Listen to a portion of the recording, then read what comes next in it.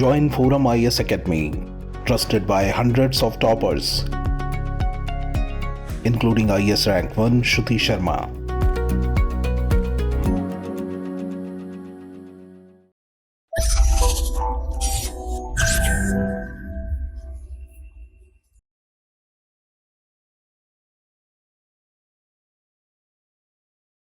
Hello and welcome to ForumIAS. Today is 7th February 2023 and these are all the articles that we are going to discuss today. Let's move to the first article. The first article is about adolescent India. That doesn't mean that this article is discussing about adolescent children. It is saying that in the development of India as a country, India has reached an adolescent stage, and in this adolescent stage, there is some conundrum regarding fundamental rights. So, this whole editorial, the context of it is the Kaushal Kishore case. So, in this case, the Supreme Court has stated that fundamental rights of Indians are exercisable not only vertically but also horizontally. Vertical means the rights that are exercised against the state. Horizontally means the rights that are exercised against other individuals, other citizens, right?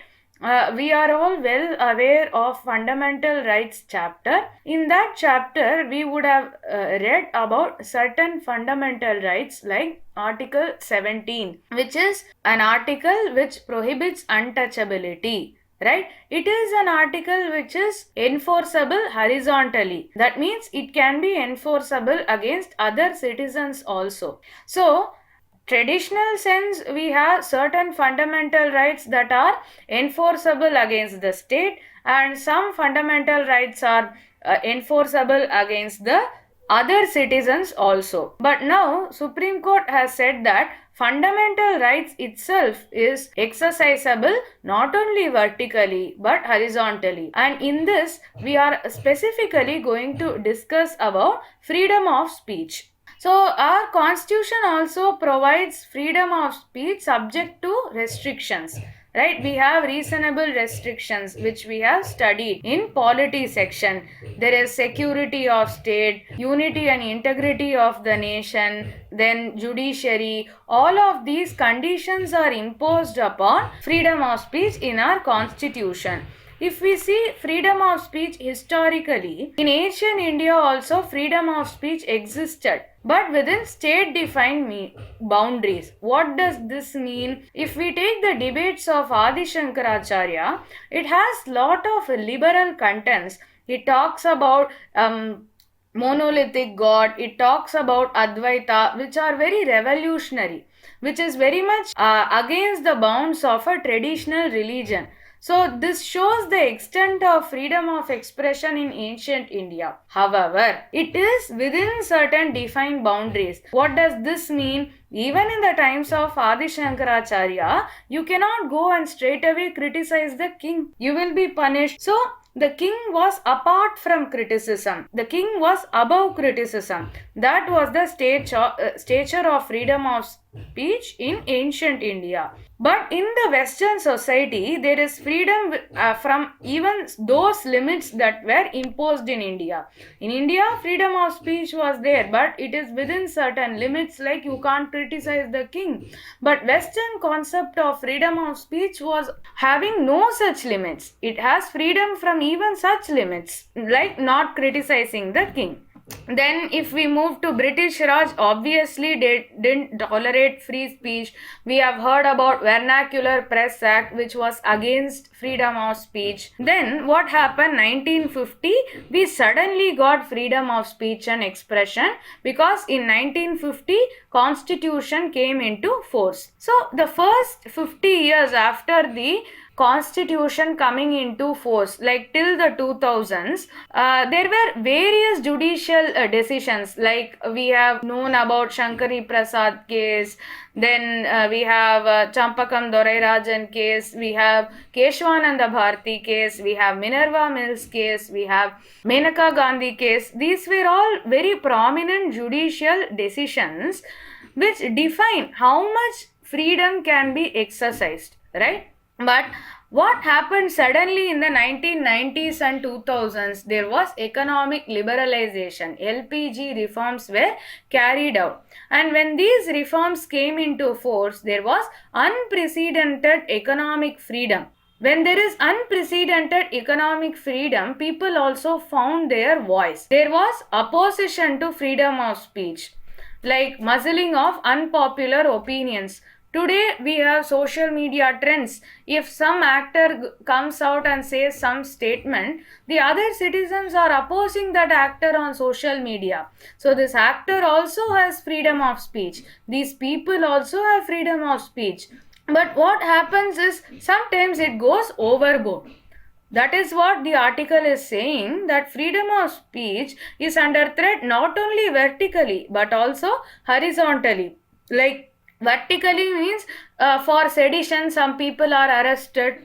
Horizontally means what happens? A particular actor is boycotted. The films are boycotted. So other people are also threatening freedom of speech of an individual.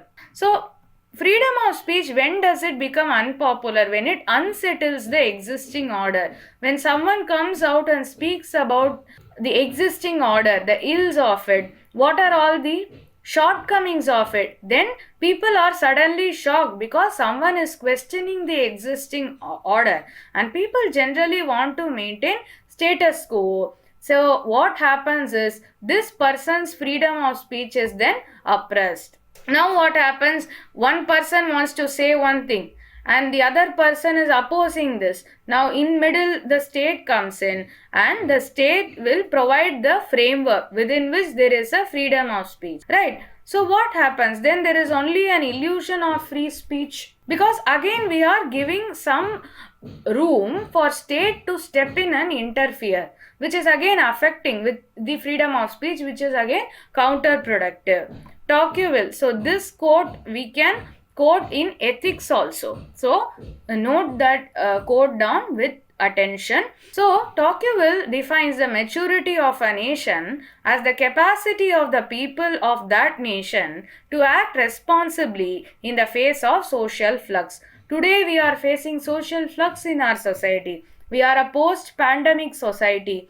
There is economic opulence. There is economic opportunity. So we are in a social flux, and are the people acting maturely? There is mob violence, there is mob based threatening of free speech on social media, right? So India is in adolescence, and Indians seek to shut down their opinions and expressions of others when they feel threatened by it. This is not in context of one specific actor or a social media celebrity. It is in context of several things that are happening in our nation.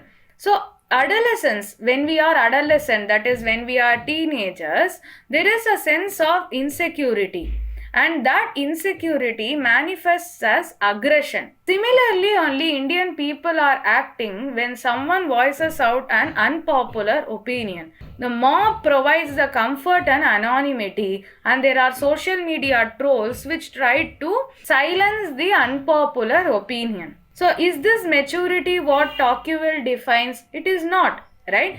Once dissenting thought is suppressed, we will live in an echo chamber. We need multiple opinions coming from multiple sources. Then only there will be a rich and vibrant democracy. So that is what this article is saying. We are in an adolescent stage and we are acting immature. We must be mature enough so that there is place for all kinds of opinions in our society, and thereby free speech flourishes in our society. This is about the article. It can be used in GS2 as well as GS4. The next article is about culling of wild animals. So why this is in news? It is because Kerala government is undecided on culling of wild animals. Why? Why do they want to cull wild animals? In order to control their population. But there is an overarching legislation called as the Wildlife Protection Act. So because of this act, there are some restrictions placed on the culling of wild animals. Nobody can unilaterally go and carry out culling. We have the restriction of this act. So the problem in Kerala is that there is no census on wild animal population. So the Kerala government has to prove that the population of wild animal is threatening the people, threatening their livelihood. They have to show a probable cause, then only they can go for culling. So what is this Wildlife Protection Act? So this Wildlife Protection Act was a comprehensive legislation for the protection of birds, animals as well as plants, and it extends to almost whole of India. Now that J&K has become a UT, it extends to J&K also. There are 6 schedules in Wildlife Protection Act. This is very important. Schedule 1 and Schedule 2, the animals in these 2 schedules have absolute protection and the penalties are very high. Like for example, tiger, elephant, these animals come in Schedule 1. Then Schedule 3 and Schedule 4 also have protected animals, but they don't have as much penalties as Schedule 1 and Schedule 2 animals. If someone kills Schedule 3 and Schedule 4 animal, they will not be subjected to as high punishment as they will met with if they had killed an animal from Schedule 1 and Schedule 2. And Schedule 5 has animals which can be hunted. These are the vermins like common crows, fruit bats, mice, rats. There is no restriction on killing of these animals because they are vermins. And Schedule 6 has plants which are prohibited from cultivation. This includes insectivorous plants like pitcher plant, lady slipper orchids. These are some risky and carnivorous plants. So there is restriction placed on these kind of plants. That is about Wildlife Protection Act. Coming back to the issue at hand, what can Kerala government do? First, they have to take census of wild elephants and tigers, and they cannot kill tiger inside the national parks. If there are any stray tigers outside the national parks which are causing danger to human lives and livelihood, then they can be culled. And they should have backing data to prove that this is happening. Then Kerala can go for culling. So as of now, there are 15 rapid response teams in high conflict areas. If the population of these wild animals are going out of hand, the problem that will come is man-animal conflict. And we have discussed about man-animal conflict in our previous discussions also. So in order to deal with these conflicts, 24 vehicles also have been provided to this rapid response teams, and they also have been given pump action guns in order to deal with man-animal conflict. So this is a very temporary solution. What should be the way forward? There should be a R&D department in the forest department, and there must be technological advancements that needs to be adopted. Like for example, for preventing elephants from coming into residential areas, there can be technological arrangements like using wild beasts to prevent elephants from crossing an area. This is a new technology. Such kind of advancements can be implemented, and artificial intelligence can also be used for tracking so that we are able to effectively manage man-animal conflicts. That is about this article. The important thing to note is the Wildlife Protection Act. Then Jammu Village Defense and Governance. This article is about how to combat terrorism and militancy with the help of local self-government.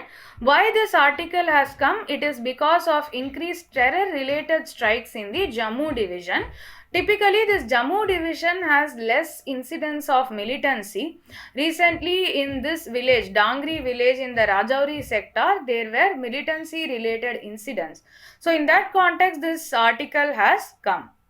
So, there is village defense guards. Earlier in the 1990s, these village defense guards were of use to contain the militancy in these areas, and they will themselves safeguard the village. So this will instill a sense of self-protection, and overall command is exercised by the superintendent of the police. So basically the role of this village defense committee is to complement the security forces in remote areas and difficult terrain. Like they will hold the ground and they will deal with the militants till reinforcements come. They are like a force multipliers. Okay, they are not a be all end all of tackling militancy. They are just a force multiplier. They are like first responders in these remote areas and difficult terrain. But there were issues with these village defense guards, so they were disbanded. What were the issues was that these cadres, they were abusing their authority and they indulged in human rights violations. Because they are also supported by the government, they had this false sense of power, and they abused that power also. Ultimately this was disbanded. But if incidents of militancy are rising, there has to be a viable solution. And the author of this article is suggesting village defense guards. But he is giving a wonderful suggestion that we have to make use of Panchayati Raj institutions in handling or keeping these VDGs in check. Because panchayats better understand local dynamics, and they can be empowered to assist the local police in an institutionalized manner. So the panchayat will form the VDG and the VDG will assist the local police. And the local population also will become stakeholders in the peace process, in the process combating militancy. Again, during the selection of personnel for VDG, if there is a opinion of these panchayats taken into consideration, there is a quality check on character of those personnel who are being inducted also, and this panchayat will monitor their activities. So what happens is, since there is an oversight of panchayat on these personnel, they also will have deterrence and they will not indulge in these excesses, and ultimately they will do the purpose for which they have been constituted, that is to combat militancy. All in all, the article wants to say that if we can reconstitute VDGs and have the Panchayati Raj institution exercise control over them, then this institution will be successful and it will lead to double benefit of empowering local institutions as well as tackling militancy. That is what is dealt with in this article. The next article is a very interesting article again on voice deepfakes. So why is this article in news? It is because celebrities like Emma Watson, Joe Rogan, Ben Shapiro, these celebrities' voice, deepfake voice, was put in a social media site, and these deepfake audios made racist, abusive and violent comments in the voice of these celebrities, which they would have never said. So these deep fakes are used to impersonate these celebrities, not only celebrities, even anyone. So deep fake audios can be used to impersonate someone without their consent, and this is a serious concern and it will have devastating consequences. Tomorrow even your voice can be reproduced using a deep fake software, and it can be made to say things you won't normally say, right? That will kill the reputation of a person on whom this atrocious activity is performed. So it raises concerns. So in this context, we will understand what are voice deep fakes. So voice deep fake is one that closely mimics a real person's voice.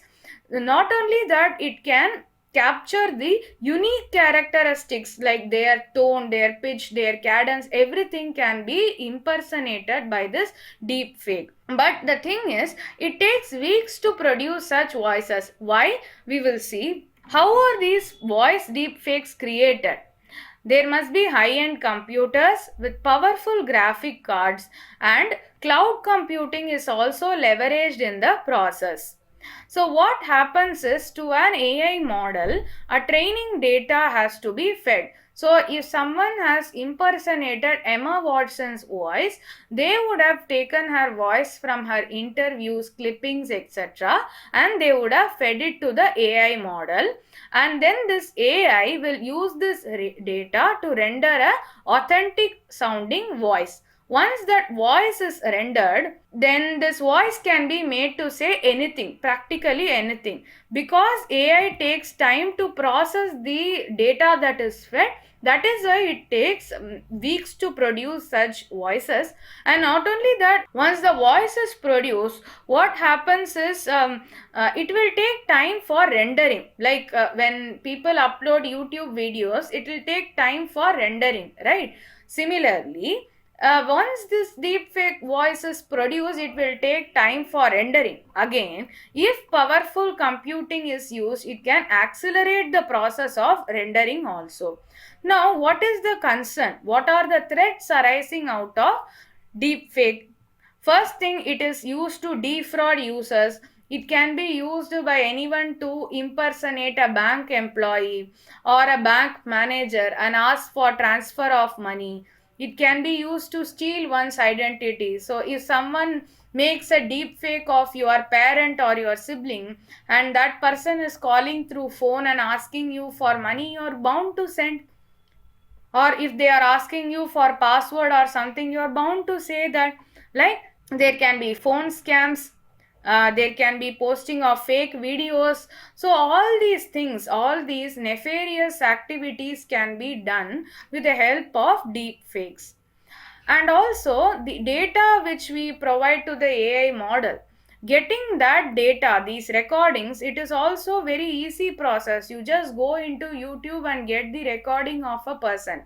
Or if someone wants to fake your voice, just put a phone call to you and record that phone call, and from that your voice can be extracted and it can be fed to the AI to generate your voice. Don't be afraid that I'm giving an example like this, it won't happen. Of course, powerful computers are needed for this. Your normal scammers can't do that. But I'm just giving it as an example. So, voice capture technology is also improving. So, even if a person is giving a public speech, this voice capture technology is also improving. And as a result, there is more proper data which is there, which can be used by the AI models to build accurate and more believable deep fake voices. So this is the concern. We have better quality of data which can be fed into the AI. Now these are some of the tools that are used for voice cloning. Might be it can come in MCQ. OpenAI's Wall-E, My Own Voice, Resemble, Descript, Respeecher. These are all some of the apps which are used to produce deepfake. It is also called as voice cloning. They can ask this term also in MCQ. So, if this is a threat that is coming up, how to detect voice deepfakes? So basically, the cyber security tools that we have, they are yet to create foolproof ways to detect the audio deepfakes. Currently, we use watermarks and blockchain technologies to detect this deepfake. But then, deepfake is also parallelly evolving in order to bypass these kind of protections. So there was a study by University of Florida on deepfakes, and what they found was that compared to this original voice, if we analyze the deepfake voice, the vocal tract pattern that a deepfake will produce, it is anatomically unlikely. It cannot be done by a human windpipe, right? So this finding can be used to develop new technologies for detecting deepfakes. So in the meanwhile, we can have options like multi-factor authentication, like password plus OTP. That is multi-factor authentication, and anti-fraud solutions. There can be callback functions, like you can request your bank to call you back instead of you getting random calls from banks. So these protections can be employed for the meantime, but new findings are also need to be utilized to build better systems and solutions which can detect deepfakes. That is about this article. And the final article of the day is about India-Canada relations. The context is that our EAM Sri S. Jaishankar met the Canadian Foreign Minister Miss Melanie Joly. So, what were the outcomes? So, in the past, there were turbulent years in India Canada relations, and this meeting can be seen as an attempt to put the bilateral ties back. And Canada has released the new Indo Pacific strategy, and it wants to actively cooperate with India, and it calls India as an important partner. But the statements released after this meeting, it had no reference to pro-Khalistani groups which engaged in vandalism. This is still a touchy issue in India-Canada relations. And even MEA said that India welcomed the announcement of Canada's Indo-Pacific strategy, given the shared vision of a free, open and inclusive Indo-Pacific. So that is mainly on trade relations and also navigation. They want a free, inclusive Indo-Pacific. Indian Ocean and Pacific Ocean area must be subject to free and open movement, not only in terms of marine traffic but also in terms of trade, people to people contacts, etc. That is the vision of the Indo-Pacific strategy. So Canada, it has framed an Indo-Pacific strategy. Why? Because it had overly relied on the North American continent. Now it is looking to expand its dependency to other nations. That is why a new Indo-Pacific strategy has come, and this strategy is also condemning China on their coercive challenge to international rules-based order and their worst record on human rights, because China's challenge is in terms of navigation. They are also disrupting trade, and this strategy condemns China in that aspect, and instead it says that India and Canada have a shared tradition of democracy and pluralism, and they both have a common commitment to a rules based international system, a commitment towards multilateralism, and there is a mutual interest between the two countries to expand their commercial relationship, and there are strong people to people contacts also, and this strategy discusses in detail about these factors. So it shows how much Canada wants to engage with us. Next, 2023 is said to be year of India-Canada reset, given there is a convergence between India and Canada in terms of this Indo-Pacific strategy. As a result of this strong relations between India and Canada, the Preferential Trade Agreement (EPTA) between India and Canada can also be concluded earlier, and this EPTA is a step before comprehensive economic partnership. So thereby we are expecting that India Canada trade relations will also grow leaps and bounds. That is it for the discussion. We will see one question. If a particular plant species is placed under Schedule 6 of the Wildlife Protection Act 1972, what is the implication? A license is required to cultivate that plant. B. Such a plant cannot be cultivated under any circumstances. C. It is a genetically modified crop plant. D. Such a plant is invasive and harmful to the ecosystem. So we saw about Wildlife Protection Act. The correct answer is A. A license is required to cultivate that plant. There is no blanket ban on cultivating such insectivorous or carnivorous plants. It's just that they are regulated. Okay, that's it for today's discussion. Follow us on all these social media platforms. Thanking you. This is Indumati signing off. Have a good day. Bye bye.